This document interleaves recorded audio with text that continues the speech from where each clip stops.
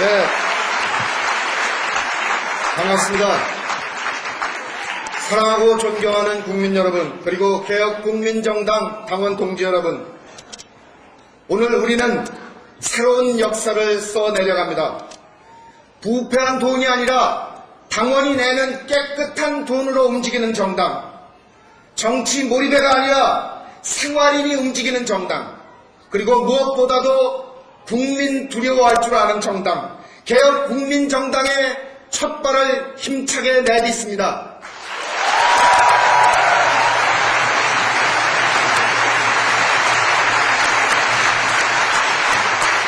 이제 우리는 정치를 술안주 삼아 욕만 하지 않겠습니다. 우리 스스로 정치를 바꿔나가겠습니다. 평생을 함께할 정당, 아이들 보기에 떳떳한 정정당당한 정치를 펼쳐나가겠습니다. 오늘 우리는 전 당원의 직접 투표로 노무현 후보를 우리 당의 연대 후보로 공식 결정했습니다. 여러분 노무현 후보를 진심으로 지지하십니까? 노무현 후보와 함께 12월까지 같이 전진해 나가시겠습니까? 노무현 후보와 함께 민족사 최초로 힘있는 민주정권을 만들어내시겠습니까? 그렇습니다. 우리에게는 노무현 후보를 지지해야 하는 명백한 이유가 있습니다. 그것은 바로 우리의 민족사가 지금 우리에게 노무현 후보를 지지하라고 명령하고 있기 때문입니다.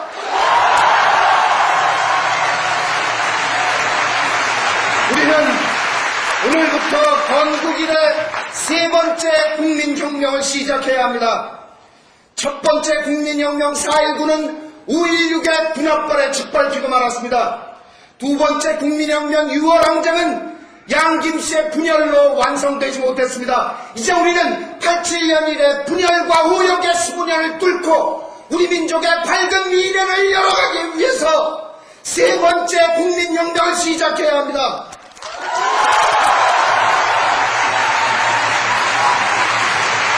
지난 3, 4월 국민경선은 그 첫 번째 신호탄이었습니다. 시커멓게 타버린 우리 가슴 속에서 다시 피어올린 희망의 불꽃이었습니다. 민주주의란 대통령을 국민의 손으로 직접 뽑는 정치적인 제도만을 얘기하는 것이 아닙니다. 재벌 중심의 경제정책이 아니라 이 재벌 중심의 경제정책으로 한중도 되지 않는 특권 부패층을 만들어낼 것이 아니라 중산층과 서민을 위한 경제정책을 펼치라는 얘기입니다. 지역으로 나뉘어서 집단 패싸움을 하는 것이 아니라 정책으로 토론하는 나라를 만들자는 것입니다. 냉전적 사고로 민족을 분열시킬 것이 아니라 평화를 정착시키고 민족의 번영을 추구하는 나라를 만들자는 얘기입니다.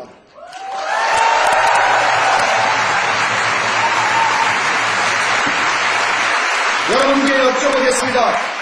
이회창 후보가 이런 나라를 만들 수 있습니까? 정몽준 후보가 이런 나라를 만들 수 있습니까? 맞습니다. 그래서 우리의 민족사는 지금 우리에게 노무현 후보와 함께 세 번째 국민혁명을 시작하라고 명령하고 있는 것입니다.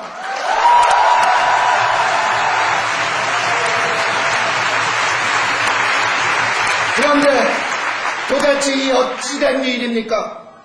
민주화 세력의 법공을 잇고 있다는 민주당, 서민과 중산층의 정당이라는 민주당의 일부 사람들, 심지어 스스로 개혁파라고 주장하는 사람들까지 정몽준을 얘기하고 있고 몽당으로 넘어가고 있습니다. 국민이 뽑아준 후보를 중심으로 뭉쳐서 전두환 군사 독재 정권의 창존 세력과 족벌 신문과 맞서 싸워서 끝내 우리 민족사를 바로 세워야 할 사람들이 재벌 세력에 투항하자고 얘기하고 있습니다. 도대체 당신들 뭐하는 사람들입니까?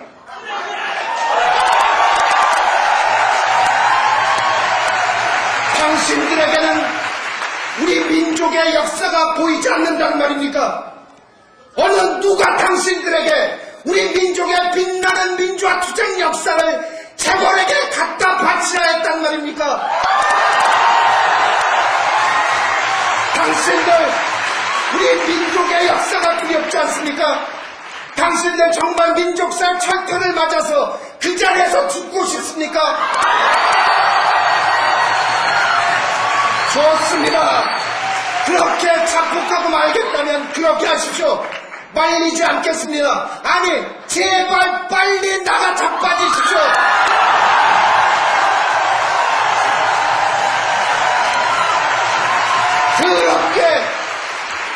더럽게 똥 싸질고 와서 퍼질러 앉아있지 말고 깨끗하게 이 역사에서 사라지라 이 말입니다.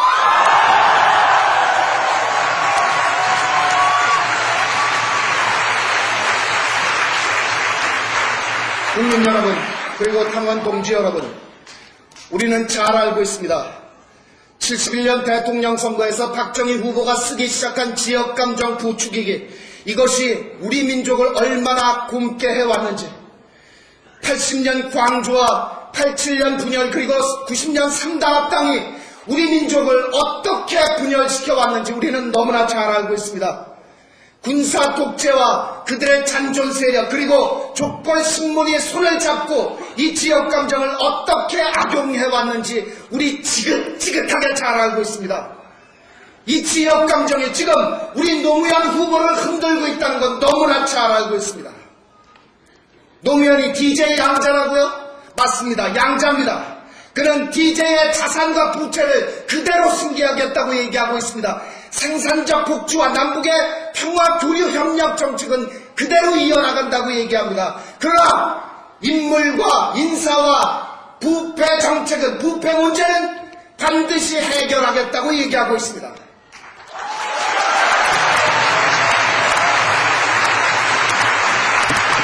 그렇지만 우리 좀 더 솔직하게 얘기해 봅시다. 솔직히 문제되는 것은 그 정책이 아니죠. DJ가 미워 죽겠는데 옳았구나, 저 인간 썩었구나. 그런데 노 후보가 당선되면 부패를 척결하지 않을 것 같아서 싫으신 것이죠. 국민 여러분 기억해 보십시오. 지난 8월 노 후보가 한나라당에게 법무부 장관을 추천하라고 제안했습니다. 법무부 장관 뭐 하는 자리죠? 검찰총장을 임명합니다. 검찰총장 부패를 수사하는 자리입니다. 이게 무슨 얘기죠? DJ가 현역 대통령에 있는데 그에게 부패 혐의가 있다면 너희들 한나라당 지금부터 수사해 봐라 이겁니다.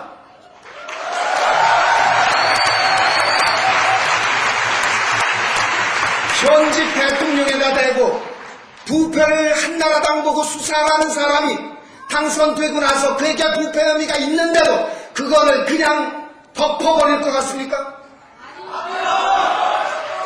그렇습니다. 부패는 반드시 척결해야 됩니다. 국민의 정부 부패했습니다. 분명히 비판받아 마땅합니다. 두 아들이 50억 했다는 건데 전두환 노태우 씨 7천억 8천억보다 숫자는 적지만 그래도 제 눈에는 50억이 5천억으로 보입니다. 국민 여러분 너무나 속상하시죠? 저 썩어 문드러진 정치판 완전히 갈아엎어버리고 싶으시죠? 그렇게 합시다. 그렇게 해야 합니다.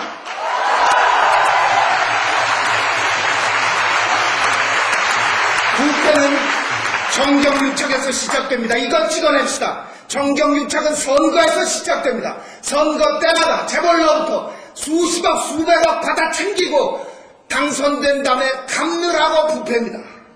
그러면 누가 어떻게 부패를 척결할 것이냐, 이걸 생각해보자는 말씀입니다. 바늘 도둑이 소도둑 된다고 헤쳐먹은 놈들 노냥 헤쳐먹습니다. 지금 한나라당의 뿌리가 어디죠?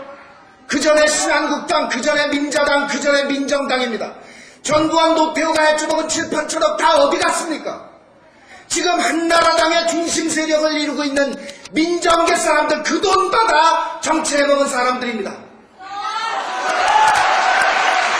그런데 한나라당이 부패를 척결한다고요? 속아 웃습니다.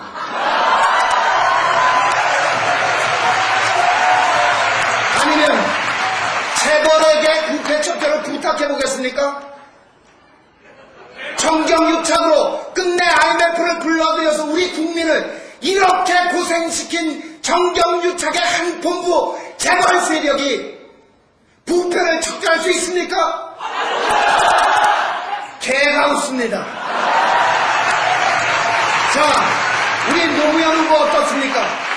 지난 3, 4월 민주당 경선 때부터 지금까지 족벌 언론이, 족벌 신문이 까꾸로 매달고 장작으로 훔친 두들겨 팼습니다. 어디 부패 혐의 단 하나나 나왔습니까? 그렇습니다. 첫째, 누가 부패를 척결할 것이냐? 답입니다. 부패는 과거에 부패한 적이 없었던 사람이 척결할 수 있습니다. 노무현밖에 없습니다.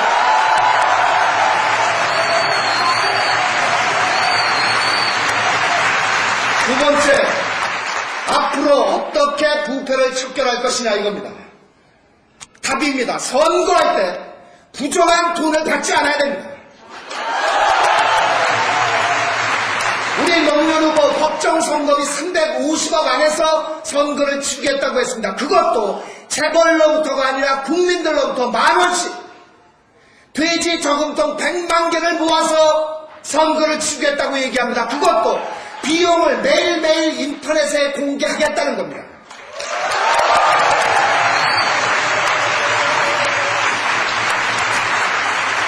사랑하고 존경하는 국민 여러분, 이회창 후보로부터, 정몽준 후보로부터 이런 얘기 들어보신 적이 있으십니까?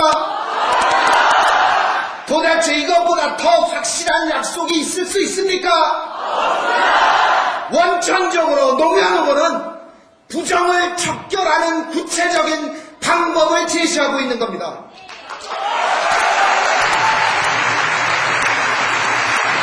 자, 이제 우리가 나서야 합니다. 우리 국민이 나서서 한 푼, 두 푼 모아서 선거를 치러야 합니다. 우리가 깨끗한 돈으로 정치를 깨끗하게 만들어줘야 됩니다. 10,000원씩이 아니라 10만원, 20만원씩 냅시다. 저도 오늘 준비해왔습니다. 형편이 드는 사람들은, 좀 여유가 있는 분들은 10,000원이 아니라 100만원씩 좀 냅시다.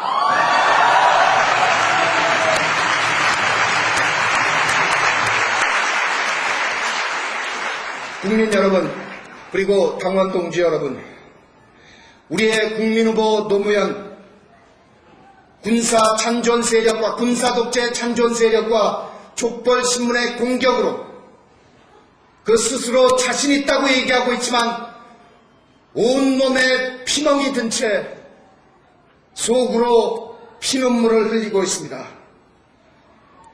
다 찢어진 민주당 깃발 들고 서 있습니다.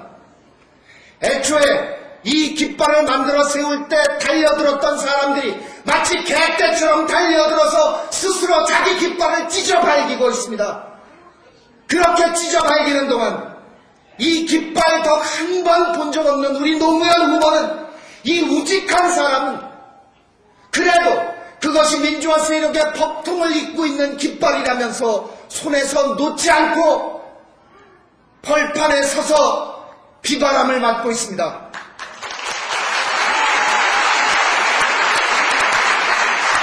그가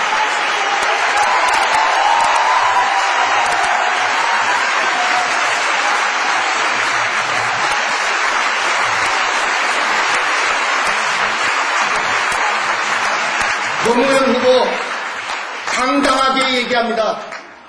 외롭지 않다고 얘기합니다. 그러나 그의 가슴에 흐르는 피눈물을 왜 보지 못하겠습니까? 편안한 길, 비단길 다 마다하고 국민을 위해서 가시밭길을 걸어온 그 사람입니다. 지역 감정의 저 높은 벽을 향해서 재벌이 짓이기며 저항해온 사람, 그렇게 처참하게 깨지고도 농부는 밭을 탓하지 않는다면서 우리를 울린 사람입니다.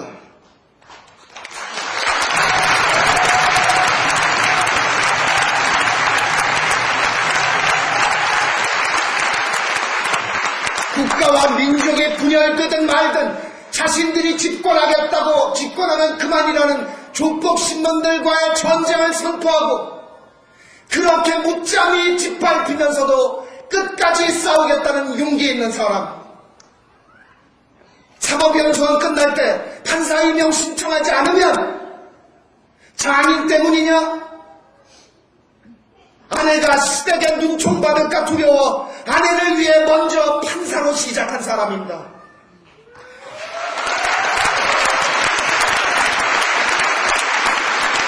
그렇습니다. 대통령이 되기 위해 마누라를 버려야 된다면 차라리 대통령을 하지 않겠다고 얘기하는 사람. 지난 3월 16일 광주 경선에서 다 죽은 우리의 가슴에 희망의 불꽃을 피워올려 국민과 함께 부활한 그 사람입니다.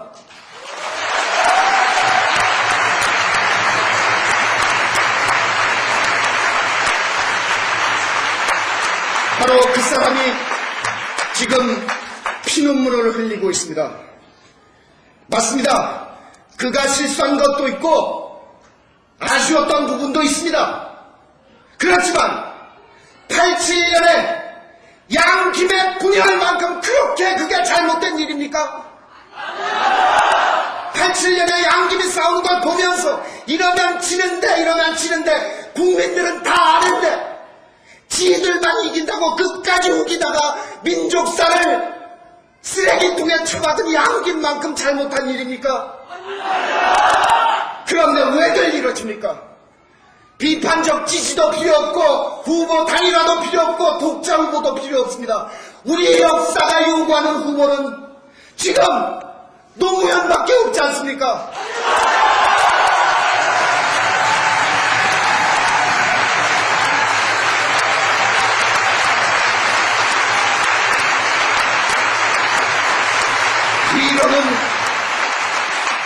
우리 윗세대로는 아저씨와 아버지를 설득하고 아래세대로 조카와 동생들을 설득할 사람들이 왜 이렇게 손 놓고 하늘만 쳐다보고 있느냐 이겁니다. 우리 모두 힘을 합쳐 우리 역사상 최초로 힘있는 민주 정권을 만들어내야 하지 않겠습니까 여러분?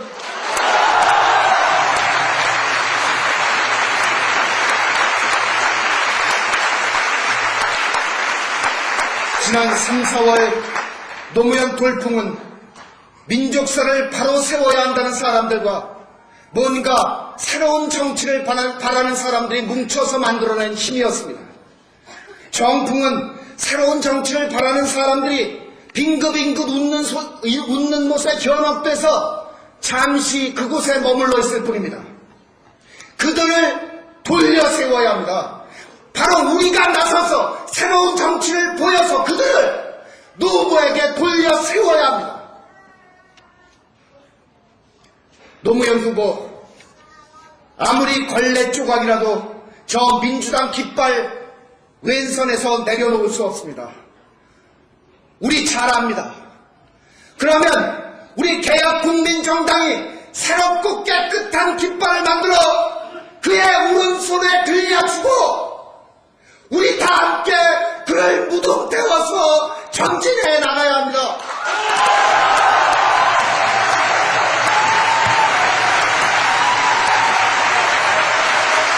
그 깃발에 시정착된 정치 무리매들의 손이 감히 닿지 못하도록 그 무덤을 하늘 높이 지켜 세워서 끝까지 가야 합니다.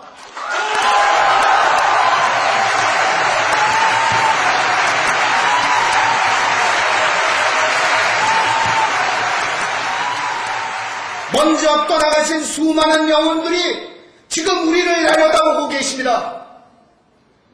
김구 선생님, 장준하 선생님, 전태일 열사, 박종철 열사, 이한열 열사가 지금 우리를 지켜보고 있습니다.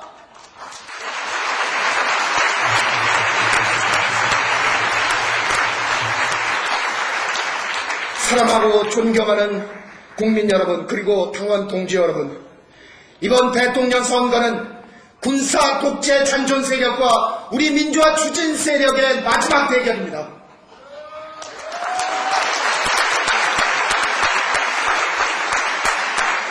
여러분께 마지막으로 여쭙겠습니다. 여러분은 끝내 IMF를 불러서 국민을 고통에 몰아넣었던 특권과 재벌의 정권을 원하십니까?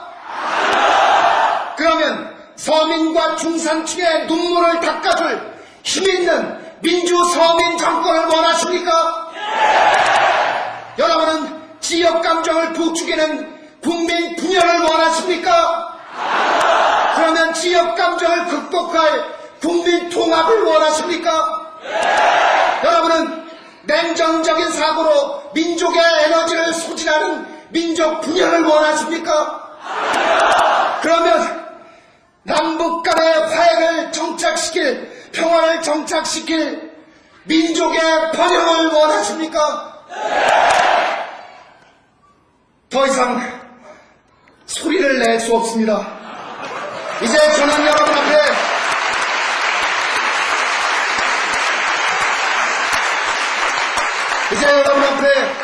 바로 이 사람, 국민 통합과 부패 척결 그리고 민족 번영을 이뤄낼 국민 후보 노무현 후보와 함께 12월 19일 향해서 같이 전진해 나갑시다.